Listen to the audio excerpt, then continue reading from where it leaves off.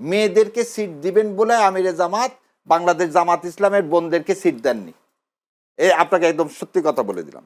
এবং আমাদের কাছে লিস্টই দেওয়া হলো 15 থেকে 20টা যে এনসিপির এরা কি করবে, এই মেয়েগুলোকে দেওয়া হবে। দেখেন আপনার ডক্টর মিতুকে জামাত ঘোষণা দিয়েছিল না, জামাত এটা বলেই দিছিল যে তোমাদের যেহেতু মেয়ে দেওয়া হচ্ছে সেজন্য আমরা ওই সিটগুলোতে দিব না, মেয়েদের দিচ্ছি না, কারণ তোমরা তো মেয়ে দিচ্ছ। এবং আপনি একটা দিন ডক্টর মিতুকে দেওয়া হলো না ঝালকাঠিতে, ডক্টর মিতু তো এনসিপিরই। এখন এনসিপির যে বোনেরা তারা আজকে যে জামাতের সাথে, আপনি যদি বলেন যে জামাতের সাথে আমার কি কারণে আপনি চলে যাবেন, এটা আপনার রাজনৈতিক আদর্শ, কিন্তু মেয়েদেরকে সিট দেওয়া হবে না এইরকম কোনো ব্লেম, বরং জামাত ক্ষতিগ্রস্ত হলো যে এই মেয়েগুলো চলে যায়। এই মেয়েগুলো যদি এনসিপি হয়ে থাকতো তাহলে এত তো সব কনফার্ম সিট। এবং আরেকটা জিনিস দেখেন, জামাত কিন্তু বলেনি এনসিপিকে তোমার এই 30টা সিট দিলাম, তা কিন্তু বলেনি। বলছে 30টা সিট দিলাম, যাকে ইচ্ছা যেখানে ইচ্ছা তুমি কি দাও, নমিনেশন দাও। হাদির জায়গাতে কি হলো, উইথড্র করা হলো না জামাতের প্রার্থী, যেখানে যেখানে প্রার্থী এনসিপির জন্য কিন্তু এই ওপেন কি চেকটা দিয়ে দেওয়া হয়েছে। সুতরাং এই মেয়েদেরকে অ্যাকোমোডেট করার জন্য জামাত নিজে বরং তার প্রার্থীদেরকে দেয়নি। সেই কারণে আজকে ডক্টর মিতু সিট দেওয়ার মাধ্যমে প্রকাশ পায় যে এখানে জামাতে ইসলামের সাথে এই মেয়েগুলোর কোনো সম্পর্ক নাই, রেদার এদের হয়তো নিজেদের পারসেপশন হয়তো আলাদা। কারণ এনসিপি তো কোন তার যে আদর্শ, সে আদর্শ কিন্তু এখনো তারা জুলাইয়ের বাইরে কোনো আদর্শ এখনো সেট করতে পারে নাই। এনসিপির তো যুক্ত হওয়ার পর জামায়াতের নারী নেত্রীরা বের হয়ে গেলেন। এটি কেউ কেউ বলছেন যে নারী, যেহেতু জামায়াতের কোনো নারী প্রার্থী নেই, তাদেরও সেই সুযোগ নেই, যে এনসিপির নারী নেত্রীরা তাদের তারা সে কারণে বের হয়ে গেছে। আবার কেউ কেউ বলছেন জামায়াতের কারণে এনসিপি এগুলো বাদ দিতে বাধ্য হয়েছে। আসলে বিষয়টা কি? আচ্ছা, তার আগে আপনার আগের প্রশ্ন ভাই ঠাকুর ভাই যা বলছে তা অ্যাডপ্ট করে নিয়ে পাশে একটু যোগ করি। কাদের সিদ্দিকীর কাদেরিয়া বাহিনী তারা 71 সালের পরে কিন্তু বলতে এত লোককে এত জায়গায় এত জায়গায় এত জায়গায় হত্যা করছে। মরহুম আব্দুল জলিল আমাদের প্রাণপ্রিয় নওগাঁর নেতা, উনি বলছেন উনি এবং ভাষা সৈনিক মতিন এনারা বগুড়ার স্টেট ব্যাংক লুট করে সেই সময় যুদ্ধের খরচ চালাইছেন। সো আপনি যুদ্ধকালীন সময় যে কাজগুলো করবেন সে কাজগুলোকে পরবর্তীতে কিন্তু আপনি বলতে পারবেন না এটা অপরাধ। ঠিক একই জিনিস এই মাহাদির ক্ষেত্রে ভাই যে ইন্টারপ্রিটেশন দিল, মাহাদির বলা উচিত হয়নি, আমি এটাকে সমর্থন করি না। আমার কথা হলো সে যে ওয়েতে বলছে সেটা হয়তো কারেক্ট না, কিন্তু সে যে কাজটা করছে এর জন্য he should not be punish. কারণ তাকে ইন্ডিমিনিটি দেওয়া হয়েছে, কারণ মুক্তিযুদ্ধে তো আপনি মানুষ খুন করছেন, অন্য সময় তো আর ফাঁসি হতো। সো যে সেপাহি গুলি করে আমার 5 জন ভাইকে হত্যা করলো সেই লোকটাকে আমার ডিটার করে তো এই বিপ্লবটা হয়েছে। সো মাহাদির এই স্টেটমেন্টের কারণে আপনি তাকে ভিতরে ঢুকাবেন যেখানে গভর্নমেন্ট নিজে বলছে হি ইজ ইনডিফাইড, তাহলে এটা দ্বৈত আচরণ। দ্বিতীয় একটা জিনিস বলি, আপনি এই সাংবাদিক ভাইয়ের কথা বলি, শোনেন মত প্রকাশ স্বাধীনতা সবার থাকবে, কিন্তু আপনি কোনো এজেন্ডা কারো বাস্তবায়ন করবেন না এবং প্রভোক করবেন না যে প্রভোকেশনের ফলে দেশে অস্থিরতা তৈরি হয়।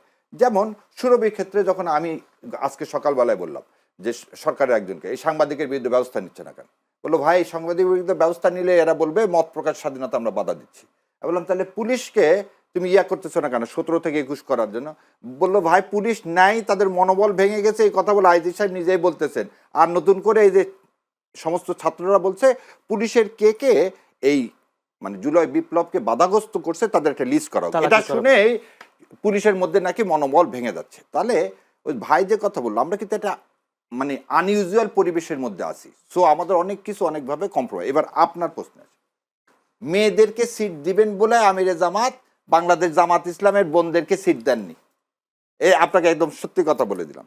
এবং আমাদের কাছে লিস্টই দেওয়া হলো 15 থেকে 20টা যে এনসিপির এরা কি করবে, এই মেয়েগুলোকে দেওয়া হবে। দেখেন আপনার ডক্টর মিতুকে জামাত ঘোষণা দিয়েছিল না, জামাত এটা বলেই দিছিল যে তোমাদের যেহেতু মেয়ে দেওয়া হচ্ছে সেজন্য আমরা ওই সিটগুলোতে দিব না, মেয়েদের দিচ্ছি না, কারণ তোমরা তো মেয়ে দিচ্ছ। এবং আপনি একটা জিনিস ডক্টর মিতুকে দেওয়া হলো না ঝালকাঠিতে, ডক্টর মিতু তো এনসিপিরই। এখন এনসিপির যে বোনেরা তারা আজকে যে জামাতের সাথে, আপনি যদি বলেন যে জামাতের সাথে আমার কি কারণে আপনি চলে যাবেন, এটা আপনার রাজনৈতিক আদর্শ, কিন্তু মেয়েদেরকে সিট দেওয়া হবে না এইরকম কোনো ব্লেম, বরং জামাত ক্ষতিগ্রস্ত হলো যে এই মেয়েগুলো চলে যায়। এই মেয়েগুলো যদি এনসিপি হয়ে থাকতো তাহলে এত তো সব কনফার্ম সিট। এবং আরেকটা জিনিস দেখেন, জামাত কিন্তু বলেনি এনসিপিকে তোমার এই 30টা সিট দিলাম, তা কিন্তু বলেনি। বলছে 30টা সিট দিলাম, যাকে ইচ্ছা যেখানে ইচ্ছা তুমি কি দাও, নমিনেশন দাও। হাদির জায়গাতে কি হলো, উইথড্র করা হলো না জামাতের প্রার্থী, যেখানে যেখানে প্রার্থী এনসিপির জন্য কিন্তু এই ওপেন কি চেকটা দিয়ে দেওয়া হয়েছে। সুতরাং এই মেয়েদেরকে অ্যাকোমোডেট করার জন্য জামাত নিজে বরং তার প্রার্থীদেরকে দেয়নি। সেই কারণে আজকে ডক্টর মিতু সিট দেওয়ার মাধ্যমে প্রকাশ পায় যে এখানে জামাতে ইসলামের সাথে এই মেয়েগুলোর কোনো সম্পর্ক নাই, রেদার এদের হয়তো নিজেদের পারসেপশন হয়তো আলাদা। কারণ এনসিপি তো কোন তার যে আদর্শ, সে আদর্শ কিন্তু এখনো তারা জুলাইয়ের বাইরে কোনো আদর্শ এখনো সেট করতে পারে নাই। তো তারা যতকাল যেটা দেখলাম তারা বললো কেন বিএনপির সাথে যায়নি, জামাতের সাথে গেছে। এখানে কিন্তু একটা কথা তারা বলছে, এই নাসিরুদ্দিন পাটোয়ারি কি বলছে, যে আমরা ব্যালেন্স করে দেখছি, যে আমাদের কাছে মনে হয়েছে ভারতীয় আধিপত্যবাদের বিরুদ্ধে যাদের কঠোর অবস্থান আমরা সেদিকে যাব। এখন সেটা নাসিরুদ্দিন সাহেবই বলতে পারবেন, যিনি জামাতের মধ্যে এটা যদি বেশি দেখে থাকেন সেজন্য জামাতের কাছে আসছেন, এন্ড কেন দেখছেন কিভাবে দেখছেন উনি ভালো জানেন। তবে আমাদের কথা যে লাস্ট এদেশে আপনি যেভাবেই বলেন ভারতীয় আধিপত্যবাদের বিরুদ্ধে, ভাই যেটা বলে শক্ত বিরোধী দল লাগে, কিন্তু তার আগে আপনাকে ইনস্টিটিউশন গুলো দাঁড় করাতে হবে। একটা আনইউজুয়াল পরিবেশ, ইনস্টিটিউশন দাঁড় নাই, আপনি শক্ত বিরোধী দল করলেন, বিরোধী দল এমনি শক্ত হয়ে যাবে। কিন্তু এই যে সিট দেওয়ার কথা, সিট দিয়ে কোনদিন শক্ত বিরোধী দল হয়নি, 79 সালেও হয়নি। এরশাদ সাহেব আসম আব্দুর রবকে সিট দিয়ে গৃহপালিত কি বিরোধী দল বানাতে চাইছে। এই যে এরশাদকে গত 3 বারের জাতীয় পার্টিকে যেভাবে কে বিরোধী দল সেটা এরশাদ সাহেব আর শেখ হাসিনাই জানেন। এবং সেটার হচ্ছে ইনোভেশনে যে বললো যে ইন্ডিয়ান তখনকার যে পররাষ্ট্র সচিব ওই ভদ্রমহিলা এসে তো ডেফিনেশনও বদলায় দিল ডেমোক্রেসি। বেশিরভাগ সংখ্যক রাজনৈতিক দল ইলেকশনে গেলে ইলেকশন লেজিটিমেট, সুজাতা তো তাই করে গেল। এবং এই যে সিএমএইচে ভর্তি করে সেই ইলেকশন করায় দিয়ে চলে গেল। এইটা আমরা আর কোনোদিন এদেশে হতে দেব না। ধন্যবাদ মোশাররফ আহমেদ ঠাকুর। আজকে শরীফ ওসমান হাদি হত্যা মামলার চার্জশিট দিয়েছে প্রায় 17 জনের, ফয়সাল করিম সহ 17 জনের বিরুদ্ধে চার্জশিট হয়েছে। এবং এর আগে স্বরাষ্ট্র উপদেষ্টা বলেছেন তা এই সরকারের মেয়াদে হাদি হত্যা মামলার বিচার সম্পন্ন করা হবে, কতটুকু সম্ভব? Justice hurried, justice buried, justice delayed, justice denied, এটা হচ্ছে একটা পুরোটা যে সত্যতা না, এটা একটা প্রবাদের মতো আর কি। তো এই জন্য এটা পড়ানো হয়, বলা হয় আর কি, স্যাররা বলেন। তো এই জন্য আমি বলছি যে বিচারের ক্ষেত্রে অতি দ্রুততা দরকার নাই, অতি দেরি করাও দরকার নাই। যেমন সাগর রুনির আজকে 14 বছর হয়ে গেছে, চার্জশিট দিতে পারেন, চার্জশিট দিতে পারেনি। তো এটা এই সরকারের আমলে কয়েকবার পিছিয়ে গেল, এইটাই যেমন দরকার নাই, এই সরকারও 16 মাসে দিতে পারে না। তো সেইখানে ওসমান হাদির বক্তব্যটা হচ্ছে, আমি বলছি যে ন্যায্যতা, ন্যায়, ইনসাফ এর ভিত্তিতে যেন, এবং জেনুইনলি যেন বিচারটা জেনুইন যেন হয়। যেমন আপনার মনে আছে কিনা মনির এবং খুকুর বিচার, মনির এবং খুকু মানে 90 সালে মনির এবং খুকু দুইজনেরই ফাঁসি হলো বিচারিক আদালতে। ডাক্তার এবং খুকু এই যে তো খুকু শারমিন রিমার হত্যাকারী হিসাবে, মনির হয়ে গেল, মনিরের ফাঁসি কার্যকর হলো। বাট খুকু একবারে না বেকসুর খালাস পেলেন হাইকোর্টে গিয়ে, কারণ কোর্ট প্রমাণ করতে পারে নাই, নিম্ন আদালত এটা প্রমাণ করতে পারে নাই যে খুকুর সাথে সম্পর্কের কারণে মনির তার স্ত্রীকে হত্যা করেছে। তো যাই হোক, আমি আপনাকে বলছি যে আমার কথাটা হচ্ছে যে বিচারটা যেন এমনভাবে না হয় যে খুকুর বিচারটা, আমরা তখনই বলছি যে খুকুর বিচারটা এটা ন্যায়সঙ্গত হচ্ছে না।